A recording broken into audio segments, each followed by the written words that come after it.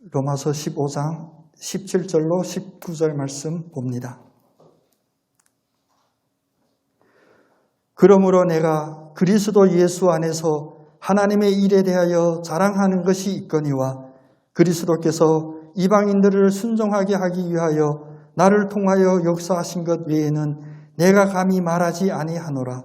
그 일은 말과 행위로 표적과 기사의 능력으로 성령의 능력으로 이루어졌으며 그리하여 내가 예루살렘으로부터 두루 향하여 일루리곤까지 그리스도의 복음을 편만하게 전하였노라. 아멘. 우리의 환경, 날씨는 이제 추워졌지만 오히려 주님의 은혜 때문에 더욱 뜨거움을 느낄 수 있는 그런 축복된 여러분 다 되시기를 원합니다. 우리 옆에 오신 분 얼굴 보면서 축복의 인사 한번 나누겠습니다. 그리스도 안에서 자랑이 많아지기를 축원합니다.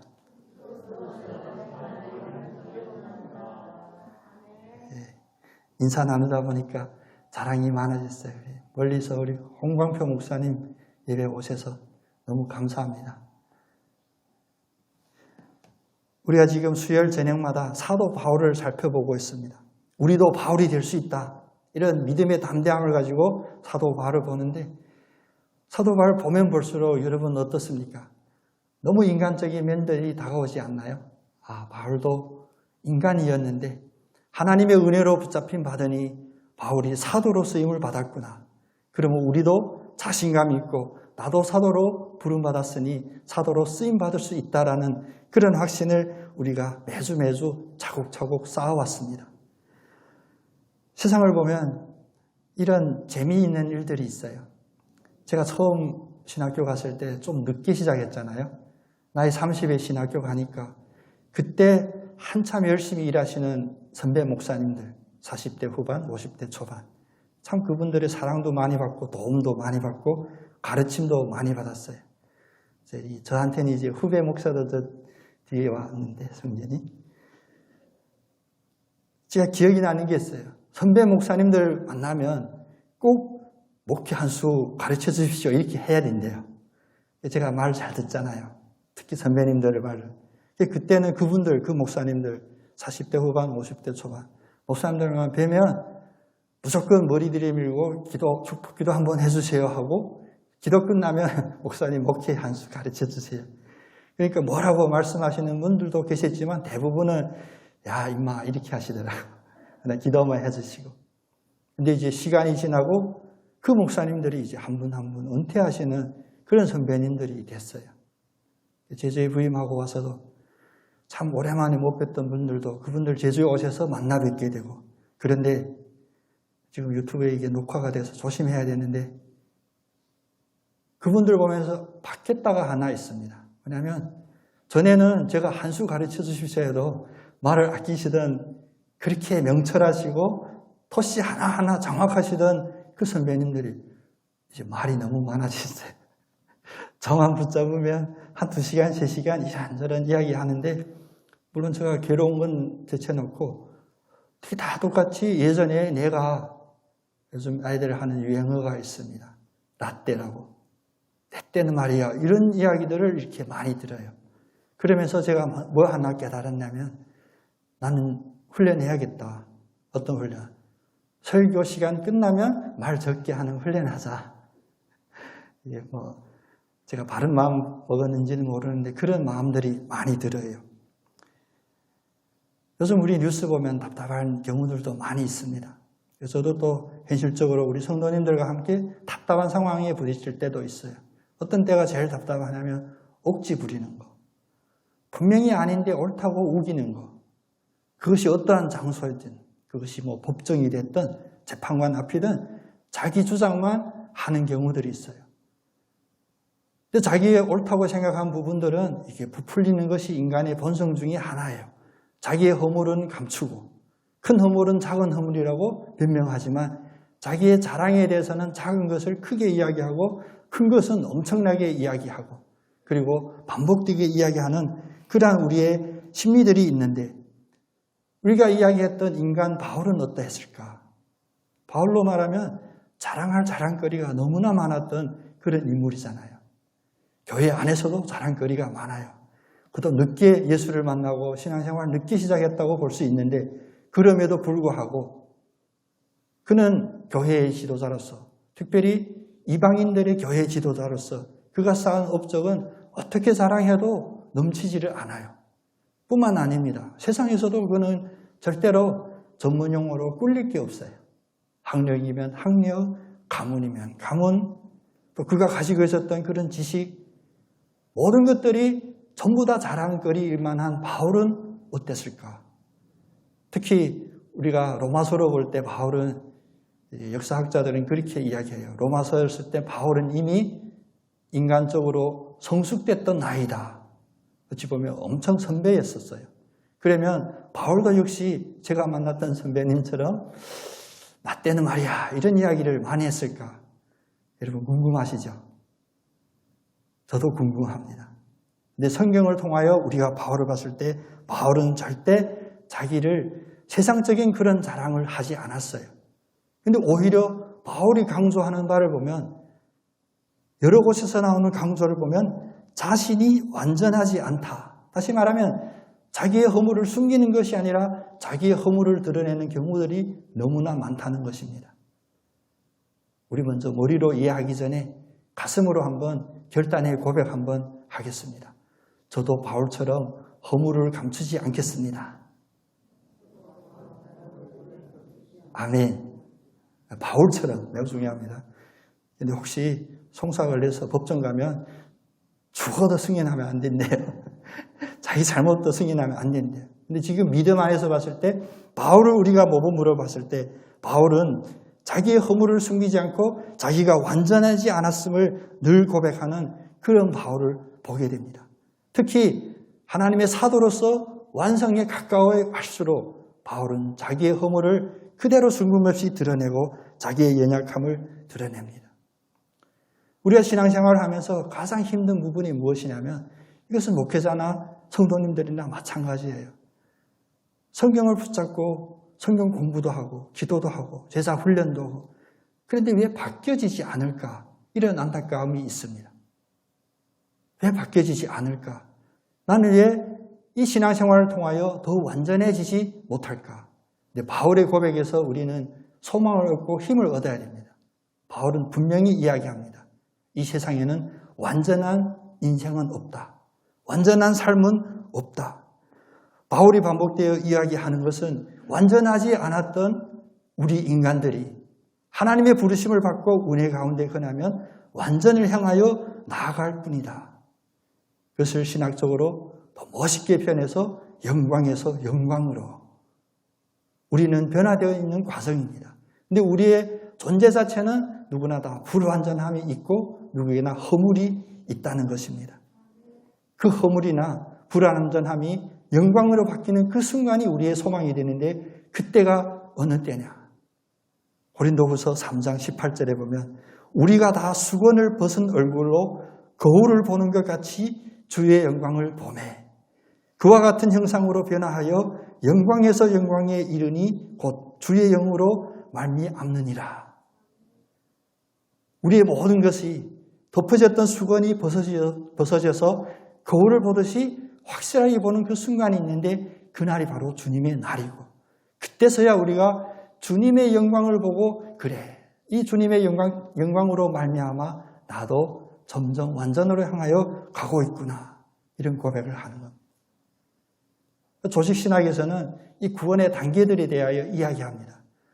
어렵게 복잡하게 이야기하는 조직신학 책들도 있지만 좀 쉽게 우리가 기억하기 쉽게 이해한다면 그 순서는 어찌 보면 단순합니다. 처음 시작은 어디서 오냐? 하나님이 우리를 부르셨다. 거기서 시작이에요. 세상은 누가 불러서 시작이 없습니다. 아무리 금수저라 해도 불러서 시작되는 시작보다도 무엇으로 시작이 되냐? 네가 지금 무엇을 갖췄냐? 네가 어느 정도 완성이 됐냐? 거기로부터 시작이 돼요.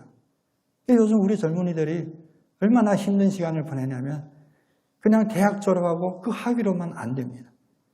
소위 말하면 스펙을 쌓아야 된다고 해서 제주에 와서 특별한 풍경을 보는데 에이바 커피숍 보면 그건 커피숍이 아니에요.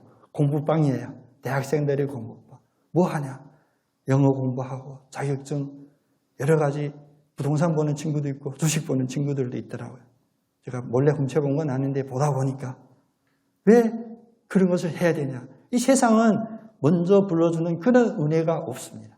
네가 가지고 있는 자격부터 이야기해요.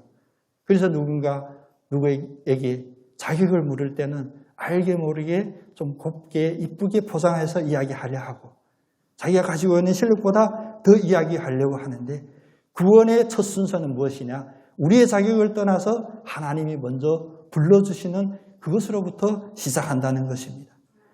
하나님이 불러주셔야 우리가 그 부르심에 응답함으로 먼저 회개하게 되고 가슴을 치고 회개할 때 우리의 마음의 변화가 시작이 되고 그 변화는 무엇이냐?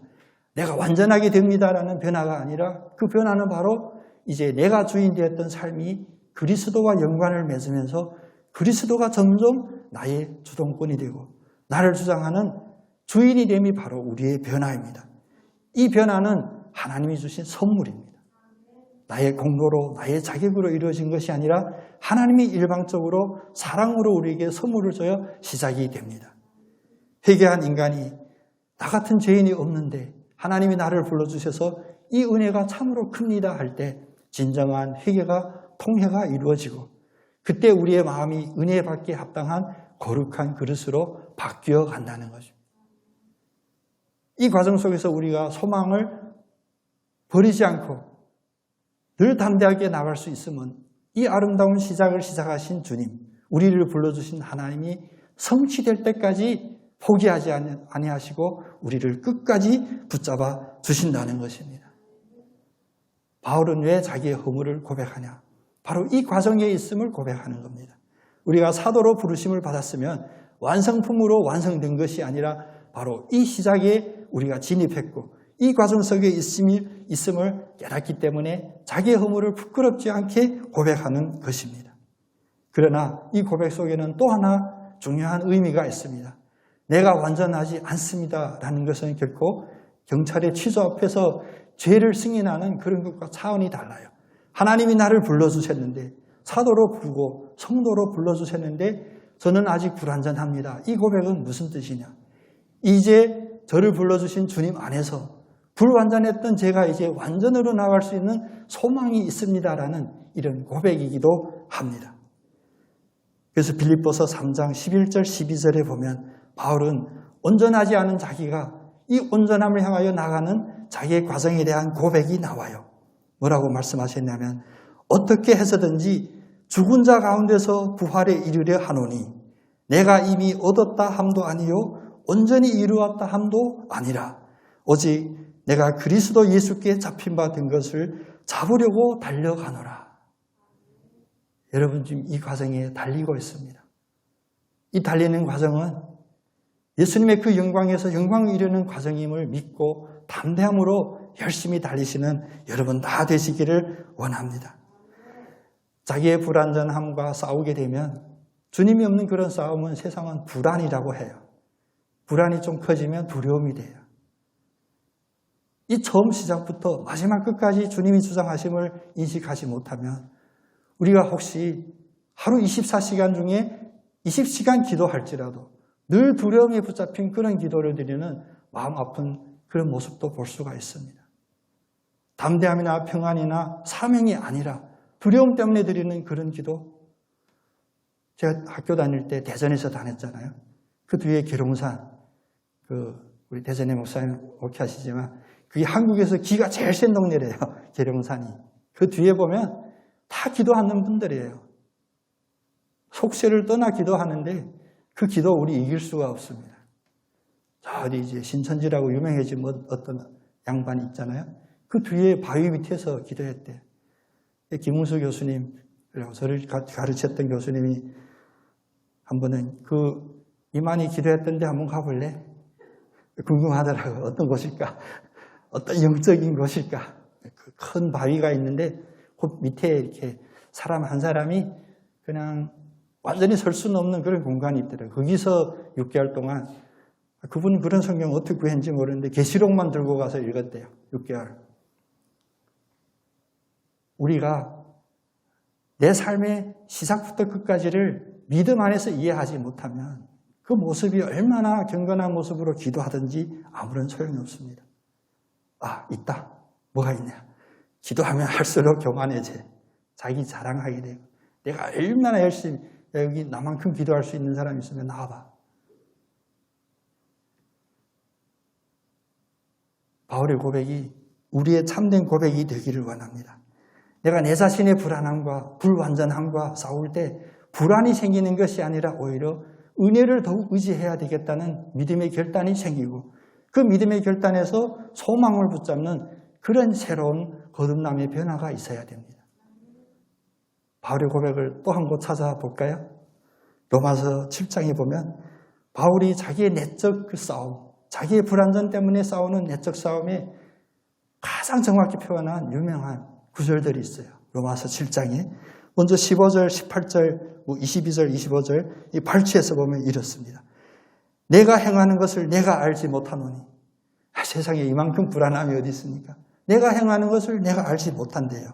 곧 내가 원하는 것을 행하지도 아니하고 도리어 미워하는 것을 행함이라. 이것이 바로 인간의 근본적인 불완전함 때문입니다. 우린 다 자기 인생 자기 책임지고 내가 사는 것 같지만 무신론자들은 너의 운명은 너의 손에 달려있다라고 외치지만 사실은 내가 행하는 것을 내가 알지 못하고 오히려 내가 원하는 것을 행하지 않고 미워하는 것을 도리어 행함이라. 그래서 고백합니다. 내 속에 내 육신에 선한 것이 거하지 아니하는 줄을 아노니 원함은 내게 있으나 선을 행하는 것은 없노라. 이러한 고백으로 끝나면 인생의 낭망이죠. 소망이 없다. 포기한다. 그냥 갈래. 근데 여기서 끝난 것이 아니라 바울의 고백은 이어집니다. 내 속사람으로는 하나님의 법을 즐거워하되 내 지체 속에서 다른 한 법이 내 마음의 법과 싸워 내 지체 속에 있는 죄의 법으로 나로 사로잡는 것을 보는도다. 자기의 불완전함 때문에 낙심하고 그 자리에 주저앉은 것이 아니라 영적인 지각이 열렸어요. 이제는 이것이 내 육신의 문제가 아니구나. 내 안에 하나님의 법과 죄의 법이 싸우는구나 깨닫게 됩니다. 이것을 깨달으면 기도하지 말라고 감옥에 쳐넣어도 기도하게 돼요. 왜? 이제 이 영적인 부분들을 알게 됐고 그 깨달음이 내 마음을 움직이기 시작하기 때문입니다. 사실 이 속에서 오는 불안감을 영적인 불안감, 영적인 긴장감이라고도 해요. 우리 매일매일 삶에 아까 우리 권사님 오다가 사고 날 뻔했다 이러잖아요. 이런 일들을 그냥 사고로 보고 운수로 얘기하고 오늘 좀 재수없네라고 끝나면 끝날 수도 있어요. 그런데 그런 일들이 다시 한번 반복되지 않기 위해서는 우리에게 무엇이 필요했냐. 대한민국의 60%가 무신론자라고 외치는 이 시대에도 내 마음속에 육신의 법과 하나님의 성령의 법이 싸우고 내 육신의 법은 바로 죄의 율법임을 깨닫는 이 깨달음이 매우 중요합니다. 교회로 돌아와라. 교회로 돌아와라. 예배로 돌아와라. 왜? 예배 안 드리고 믿음 없으면 큰일 날 줄 알아? 이런 협박이 아니라 이 깨달음마저도 주님께서 일방적으로 강압적으로 우리에게 주신다는 거예요. 바울이 여기서 깨달음으로 이제 사도로 시작이 됩니다. 그래서 이어서 말합니다. 오호라 나는 공고한 사람이로다. 이 사망의 몸에서 누가 나를 건져내랴. 이게 바로 바울의 기도입니다. 불안함으로 쓰러진 것이 아니라 이 공고함 속에서 누가 나를 건져내리요. 그리고 믿음의 고백을 드립니다. 우리 주 예수 그리스도로 말미암아 하나님께 감사하리로다. 그런즉 내 자신이 마음으로는 하나님의 법을 육신으로는 죄의 법을 섬기노라. 더 근본이 된 마음으로는 하나님의 법을 섬기겠다 결단하고 육신은 육신의 법대로 섬길 수도 있는 이 육신을 무엇으로 이기냐? 이제 하나님의 법으로 이긴다는 것입니다. 오후에 잠깐 전에 같이 섬겼던 교회 장로님들 제주의 세미나 때문에 오셨더라고요. 얘기 나누다 보니까 역시 장로님들이에요. 오랜만에 어떻게 지냈어? 이런 잡다한 얘기 딱 그냥 거두절미 없고 바로 믿음의 이야기들, 자기들이 이 코로나 지나면서 교회를 위하여 또 자기 자신의 믿음을 위하여 열심히 해야 되는데 부딪혔던 이야기들, 다시 회복하려는데 걸림들이 있는 이런 이야기들을 하면서 무엇을 나눴냐? 이 바울의 이 고백이 얼마나 솔직한 고백인지 우리는 알아야 돼요. 우리는 너무나 고백이 하늘 구름 위에 떠 있었습니다. 말씀을 붙잡고 순종하며 살겠습니다. 어떤 말씀? 몰라요. 성경은 안 읽는데. 그 사람들이 고백이 그거예요. 더욱 구체적으로 이제 바울처럼 그 큰 교회 대예배 대표 기도할 때 누가 들어도 은혜롭다 하는 그런 걸 이제 깨고 싶대요. 바울의 이 고백처럼 하나님의 법이 육신의 법으로 이기는 방법, 이 방법에 대해 갈급하고 싶다고 하더라고요. 그분들 사도로 설 줄로 믿습니다. 그런 고백 드리는 이 자리에 계신 여러분들도 사도로 설 줄로 믿습니다. 왜냐? 오호라 나는 곤고한 사람이로다. 이것을 깨달으면 이미 시작이 된 거예요. 이것을 깨닫지 않으면 세상 그대로 여기서 사는 거죠.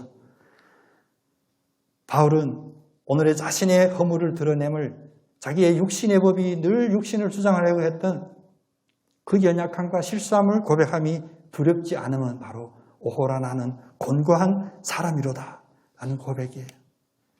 그래서 하나님도 바울의 사정을 보면 주님을 만날 때는 순간 만나서 번개의 불과 같이 성광이 반짝하는 순간 주님을 만나고 회심했던 그 바울을 오랜 기간 동안 사용합니다. 다른 말로 하면 과정이 있었다는 거예요. 천천히 한 단계 한 단계씩. 바울도 처음에 교회 들어오니까 어려움이 많았어요. 어떤 어려움? 바로 직전에 우리를 박해하던 자가 교회에 들어왔으니까. 그런 어려움. 광야에서 오랜 시간 동안 성경에 기록되지 않는 그런 조용한 시간을 보냈어요. 우린 다 믿습니다. 주님과 철저한 교제로 또 자기의 통회를 이루는 그런 시간을 갖고 다시 돌아와 자기의 허물을 이야기합니다. 나는 곤고한 자로다. 이것은 결코 성경이 우리들에게 말하는 너희 육신의 생각대로 유혹하고 네가 마음 편한 대로 속 편한 대로 해. 이러한 말씀이 결국 아닙니다. 진정한 우리의 육신의 마음에서 나오는 불안감, 두려움을 이제 하나님의 은혜 가운데 내적인 안정감으로 바꿔주고 이 내적인 안정감이 사실 저희 정신적인, 육체적인 건강함을 되찾게 하는 그런 계기가 된다는 것입니다. 그래서 여기서 이제 결론 낸다면 바울이 자기 허물을 드러내는 그 이유는 결론을 이미 안고 있었습니다. 모든 것은 다 하나님의 선물이라는 거예요. 우리에게 지금 주어진 모든 은혜, 우리가 지금 기뻐할 만한 모든 일들이 다 나의 공로가 아니고 나의 노력으로 얻은 것이 아니라 하나님의 선물임을 고백하는 바울의 아름다운 고백입니다. 때문에 연약함을 고백함을 부끄러워하지 않았고 주저하지 않았습니다. 바울에게는 자랑할 것들이 많이 있었어요. 그런데 그는 그 자랑을 어떻게 합니까? 그는 고백합니다. 나에게 자랑할 것이 혹시 있다면 그것은 다 그리스도 안에서 자랑하는 것이다.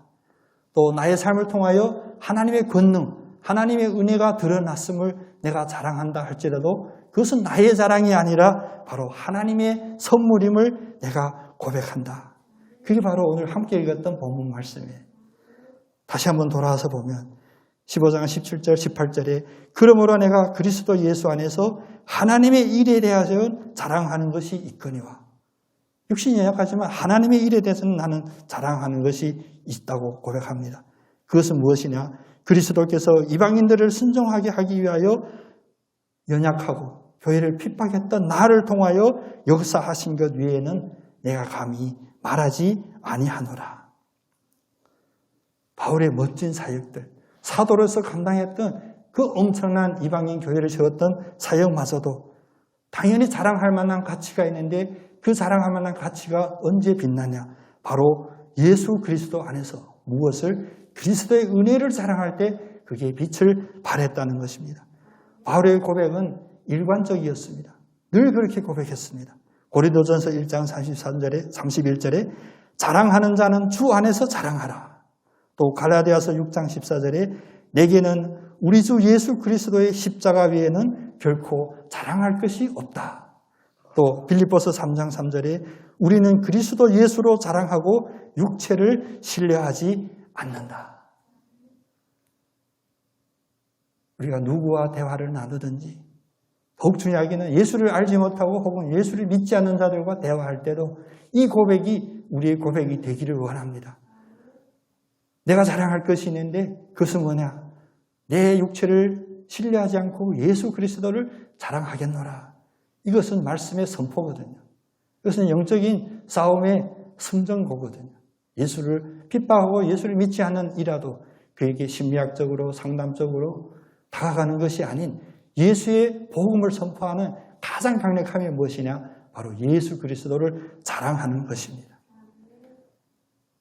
이 원리를 잘 알고 있는 바울은 어느 자리에 섰든지 그것이 이방인 앞에 섰든지 아니면 그리스도인을 핍박하는 법정에 섰든지 그는 오직 예수 그리스도만 자랑을 했어요. 특별히 교회 안에서 어려움이 올 때 사실 그때 제일 마음이 아프거든요. 우리가 식구 같고 한 예수 그리스도를 머리로 한 교회 공동체 안에서 혹시라도 상처되는 일이 있으면 그 가장 괴롭죠.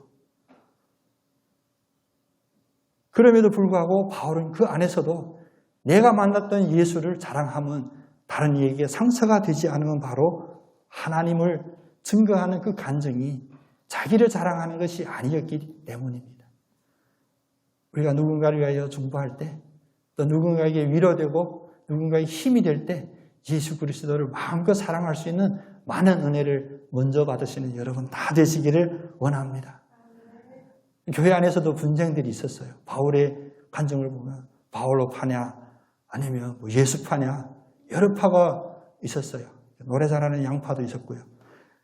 이거 썰렁한 얘기 안 웃어주네. 그런데 이런 파가 많을지라도 바울이 왜 이런 중에서 그래도 바울이 박수받고 리더로 인정을 받았냐면 그가 한 그 이야기가 바로 하나님의 그 권능, 오직 하나님만이 드러나는 자랑을 했기 때문에 당신 물을 준 거 맞아. 나는 씨도 뿌렸어. 그런데 씨 뿌린 자든 물 뿌린 자든 열매 맺게 하시고 자라게 하신 분은 하나님이야. 그 하나님에 끝납니다. 저희 신대원 때 원우 회장 뽑았거든요. 근데 신대원의 선거도 선거더라고요. 두 파로 나뉘어가지고 멱살도 잡을 뻔했어요. 저 친한 친구가 원우 회장이 됐는데 제가 그때 그 어려운 상황에서 야 선거에 버텼어라고 후원도 했어요. 그런 문제 생겼는데 인간적인 논리로 어떤 논리도 해결이 안 돼요. 그러면 소위 말하는 우리 민주주의를 해야 돼요. 투표하자. 많은 사람이 이기기. 근데 역시 우리 장로님 한 분이 저희 동기로 오셨거든요. 성결교 장로님이셨는데 늦게 이제 은퇴하시고 다시 신학하신 분이 계셨어요. 그분이 하도 이게 복잡하고 시끄러우니까 마이크 잡으시더라고. 어르신이니까. 다들 쳐다봤죠.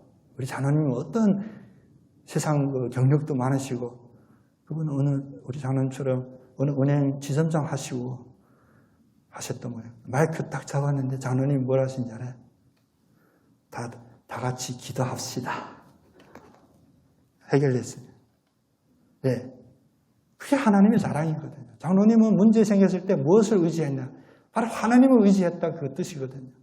기도합시다 하니까 어떠한 공약이든 상대방 허물이든 다 잠잠해졌습니다. 왜냐? 오직 잘하게 하시는 이는 하나님.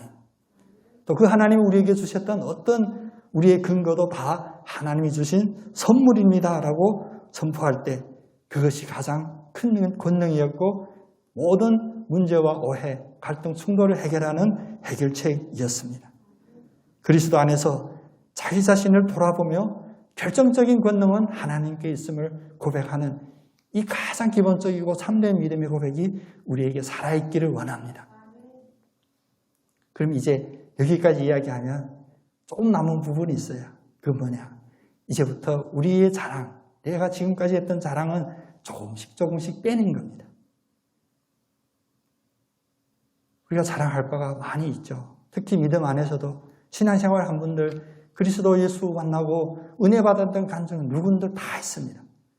근데 제가 지난 시간에도 우리 함께 은혜 나눴지만 그 간증도 소중하지만 오늘 간증을 이야기할 수 있는 살아있는 간증이 우리들에게 필요합니다. 예수 믿지 않는 주변의 이들이 무엇을 바라보냐? 10년 전, 20년 전, 30년 전 아니면 내가 태중했을 때 우리 어머니의 간증을 보는 것이 아니라 오늘 살아있는 당신이 예수 그리스도의 모습이 드러나는지 그들이 바로 거울이 됩니다. 살아있는 간증이 있어야 돼요. 그런데 우리의 자랑이 내가 어떻게 했거나 내가 무엇을 했다가 자랑이 될까요? 안 됩니다. 오히려 세상에는 그런 자랑할 거리가 더 많이 있습니다. 세상은 그런 것들을 더 열심히 쌓고 있었기 때문입니다. 그래서 우리가 예수 그리스도를 자랑함이 그들에게 설마 먹힐까? 우리가 잠깐 착각하면 그들이 쓰는 방법대로 같이 논쟁하려고 하거든요. 예를 들면 물리학을 전공한 이에게 전도하려면 물리학 지식으로 접근할 때가 있어요. 심리학을 전공한 이에게 접근하면 심리학으로 접근할 수가 있어요. 근데 무당을 만나면 어떡할까? 무당의 심리로 접근해야 될까? 그건 아닌 거 아는데 우리는 착각하고 했던 것들이 많이 있습니다. 그것이 무엇이냐? 성경이 우리들에게 주셨던 가장 강력한 힘은 바로 역설이었어요. 그들이 우리에게 무엇을 질문했을 때 그 논리로 따라가는 우리가 아니라 역설, 거꾸로 이야기하는 것. 그래서 성경에서 말씀했던 세상 사람들이 알지 못하는 평안과 그 권능과 그 힘이 우리의 입으로 선포되어야 돼요. 제가 선교 사역할 때 부끄러운 간증은 아닙니다. 절대 부끄럽지 않아요. 저도 세상적으로 학력 꽤 괜찮거든요. 그 동네 가서는, 여기서는 아니지만 제주 왔더니 알아봐 주는 사람 없어서 서운해. 제가 살던 그 동네에서는 꽤 알아주는 학력이거든요. 지금 신학교 사역한다고 18명이 19명 모였는데 애들이 성경을 못 읽어요. 한자를 공부를 안 했어가지고. 제대로 공부한 게 중학교 2학년 정도, 18살, 19살인데. 그래서 성경을 선물로 주면서 동시에 같이 옥편을 하나씩 사서 선물했어요. 성경 보면서 찾아서 읽어야 되니까. 근데 그 아이들한테는 이 선생님이 자랑일 수도 있어요. 우리 선생님 얼마나 대단한. 그런데 다른 사람이 저를 볼 때 너 저런 애들 붙잡고 뭐 하려고 하냐. 저는 믿습니다. 역설의 힘이 있기 때문에 믿고 하나님이 잘하게 하시니까 하나님이 믿기 때문에 저는 그 아이들에게 3년 동안 나름대로 열심히 헌신했어요. 저희 아기가 늦게 태어났잖아요. 맨날 그 숙소에서 학생들과 같이 합숙하고 사니까. 애가 이제 말 시작했을 때 문경이가 막 반기고 막 해요. 또 그런 맛에 집에 가는 재미가 있었는데 한참 자고 놀다가 엄마한테 뛰어가더니 아빠 마저 이러는 거야. 지금도 위에 이체 앉아. 이러다 진짜 이거 큰일 나겠다. 아빠 마저 이렇게 가끔씩 오니까. 근데 그 아이들한테 제가 얘기했어요. 북경대학에 중국에서는 제일 으뜸가는 대학이잖아요. 북경대학의 교수님들이 은퇴하면 다 그 교수 아파트 같이 살아요. 우리가 거기서 교회 개척하자. 그러면 누가 담임 목사가 되고 누가 설교해야 될까?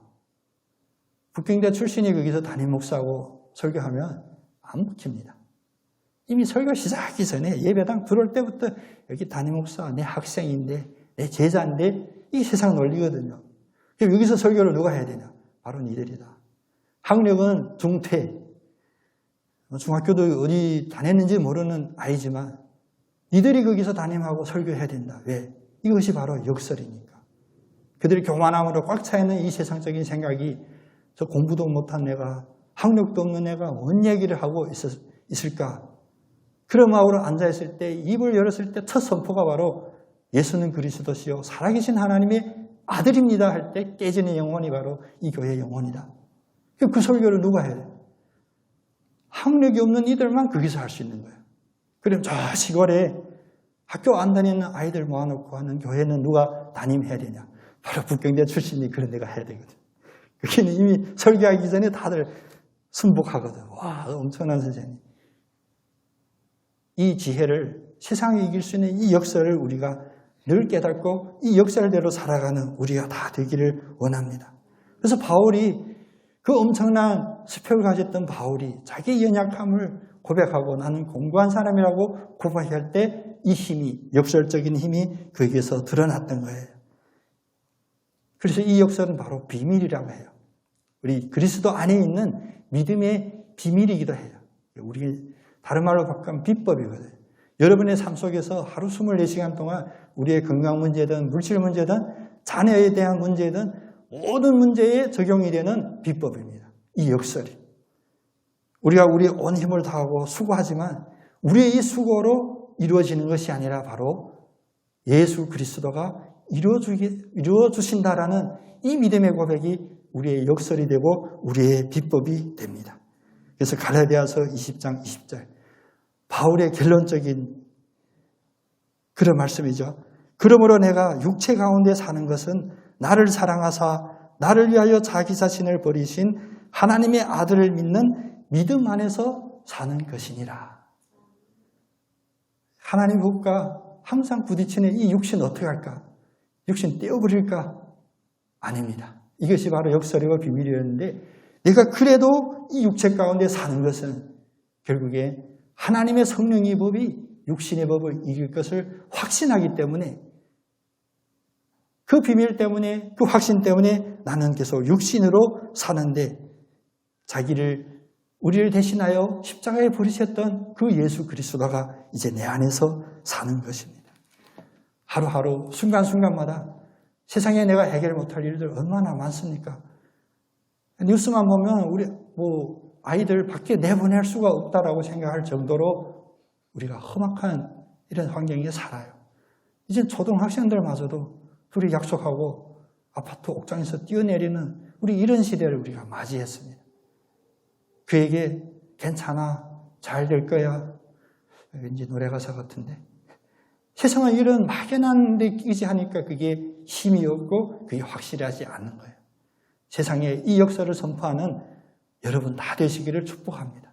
예수 그리스도 안에서 이제 육신이 사는 것이 아니라 그리스도가 살았을 때 그 영광을 너희들이 한번 봐라. 그 영광을 너희들이 한번 믿어야 된다. 그래서 믿음은 결코 자기 자신이 아닌 사실 타인에게 드러내는 영향력이거든요. 내가 의도해서가 아니라 나의 마음속에 진정으로 이 믿음이 있고 이제 내가 사는 것이 아니라 내 안에 계신 예수 그리스도가 산다라고 하는 이 믿음이 있으면 타의적으로 나의 뜻과 전혀 상관없이 우리는 주변에 선한 영향력을 미치게 되었습니다. 우리는 순서가 지금 잘못됐어요. 어떻게 하면 영향력을 먼저 가질까? 이 영향력을 가지기 위해 내가 어떤 아이템들을 장착해야 될까? 그 중에 하나 예수 그리스도. 순서가 잘못된 것 같지만 본질이 잘못된 거예요. 우리가 코로나 2년 가까이, 이제 2년 되네요. 2년 가까이 오면서 많은 것들을 생각했잖아요. 현상으로 보면 다시 예배로 돌아옵시다. 다시 성경으로 돌아갑시다. 다시 기도의 자리로 돌아갑시다. 외쳤지만 외적인 현상에 진단하는 우리의 진단이 혹시 잘못될 수도 있습니다. 그럼 정확한 진단은 어디에 있냐? 바로 성경에 정답이 있고 또 하나님이 사용했던 그 사도들을 통한 그 전통 속에 우리에게 참고할 만한 그런 답들이 있거든요. 그래서 왜 11주 동안 사도 바울을 붙잡았냐? 사도 바울은 분명히 육신 가졌던 우리와 똑같은 성장을 가졌던 사람이었어요. 근데 그가 하나님께 붙잡힘 받고 사도로 부르심 받았을 때 하셨던 그 모든 행적들이 우리에게 직접적인 간증이고 사도 바울이 그 믿음이 우리에게 영향력을 미침을 저희들이 믿기 때문입니다. 그냥 구호로만 이루어질 수 일이 아닌 것을 우리가 다 알잖아요. 한 사람 한 사람, 나부터라도 내 마음속에 내 작은 생각부터라도 이제 나의 어떤 공로를 의지하는 것이 아니라 나는 할 수 없습니다. 나는 불완전합니다. 그러나 예수 그리스도가 하실 수 있음을 믿습니다라고 나가는 이 믿음부터 이 역설부터 회복하는 우리 모두가 되기를 원합니다. 바울은 사도로 쓰임받고 이러한 엄청난 고백을 하고 그 과정을 거쳤습니다. 그런데 세상에서의 마지막 그 마침표는 우리 눈에 볼 때 혹시라도 여러분 실망할 줄도 몰라요. 왜? 우리가 믿음이 완전하지 않은 상태에서 바울을 바라보면 그렇게 큰 성취를 거뒀지만 그는 결국 세상의 눈으로 봤을 때는 자연적인 사망이 아닌 순교를 했습니다. 세상은 실패했다라고 이야기할 수 있어요. 근데 우리가 역설적인 눈을 가졌을 때 바울이 성취한 가장 큰 성취는 무엇이었냐? 바로 예수 그리스도를 본받아 순교함이 그의 가장 큰 성취였습니다.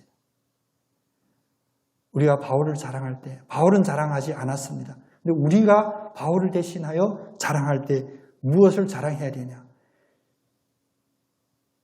그가 로마에 이르기까지 3차, 4차 선교 여행으로 해외에 얼마나 많은 교회를 개척하고 얼마나 많은 사람에게 영향을 미쳤냐가 바울의 가장 큰 자랑이 아니라 달려갈 길을 다 달려가고 마지막 그 종점에 무엇을 성취했냐면 예수 그리스도의 십자가를 지셨다는 그 성취가 바울의 가장 큰 자랑이 됩니다.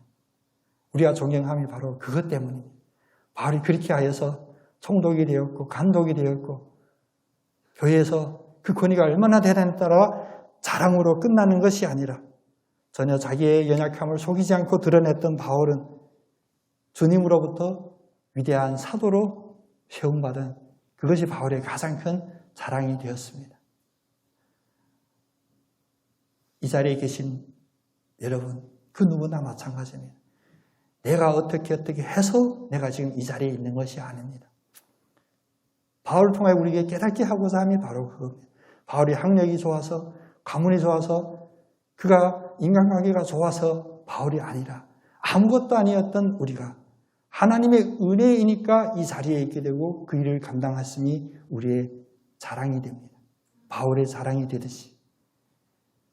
우리의 처한 상황, 우리는 한 교회에서 같이 중보해도 잘 모르잖아요. 내 마음, 내 이 어려운 상황, 나를 낳아준 엄마도 모를 거야. 그래 안타까운 상황에도 우리 처할 때 있잖아요. 그런데 주님은 아십니다. 네, 주님은 멀리서 우리를 바라보시는 것이 아니라 내가 이제 육신으로 사는 것이 아니라 내 안에 그리스도로 살겠습니다라고 고백할 때 내 안에 계신 그 주님이 우리를 살아주심을 우리가 인지하기 시작하고 그래서 순종하기 시작하고 그래서 바뀌기 시작하는 것입니다. 그렇게 바뀌었던 바울, 우리의 참 모습이 되고 우리의 참 거울과 같이 또 우리도 바울처럼 세워지는 축복으로 코로나를 이기고 우리 마음속의 불안도 이기고 더 중요하게는 우리 마음에 쓴뿌리처럼 자라나는 교만도 내 사랑도 이기는 축복받은 여러분 다 되시기를 예수님의 이름으로 축원합니다. 기도하겠습니다.